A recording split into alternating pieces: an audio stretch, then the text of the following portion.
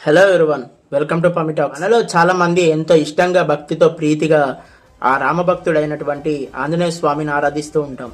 అలానే ఆయన అవతారాల్లో పంచముఖ ఆంజనేయ స్వామి అవతారాన్ని కూడా మనం ఎంతో భక్తితో ఆరాధిస్తూ ఉంటాం. అసలు ఆంజనేయ స్వామి పంచముఖ హనుమాన్ గా ఎందుకు అవతారం ఎత్తారు, అవతారం ఎందుకు ఎత్తాల్సి వచ్చిందో చరిత్ర ఏం చెప్తుందో ఈరోజు మనం తెలుసుకునే ప్రయత్నం చేద్దాం.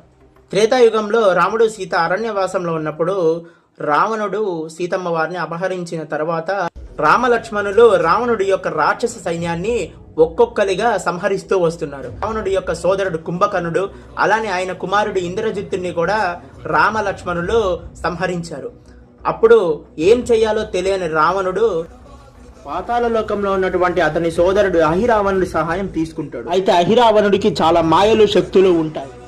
ఆయన మాయలతో విభీషణుడి యొక్క రూపంలోకి మారాడు. విభీషణుడు అంటే రావణుడి యొక్క ఇంకొక సోదరుడు.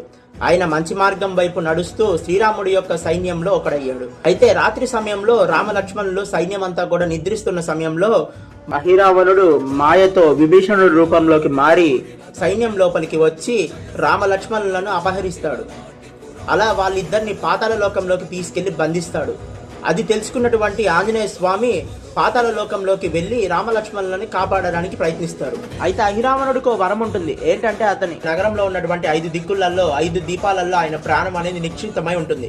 ఎప్పుడైతే 5 దీపాలని ఒక్కసారిగా ఆర్పుతారో అప్పుడు అహిరావణుడు మరణిస్తాడు. ఈ విషయం తెలుసుకున్న ఆంజనేయ స్వామి వెంటనే పంచముఖ ఆంజనేయ స్వామిగా రూపంలోకి ఆవిర్భవించి ఆ 5 దీపాలని ఒక్కసారిగా ఆర్పివేస్తారు. అప్పుడు అహిరావణుడు మరణిస్తాడు. ఆ తర్వాత అహిరావణుడు ప్రయోగించినటువంటి మాయ నుంచి రామలక్ష్మణులను కాపాడి తీసుకువస్తారన్నమాట.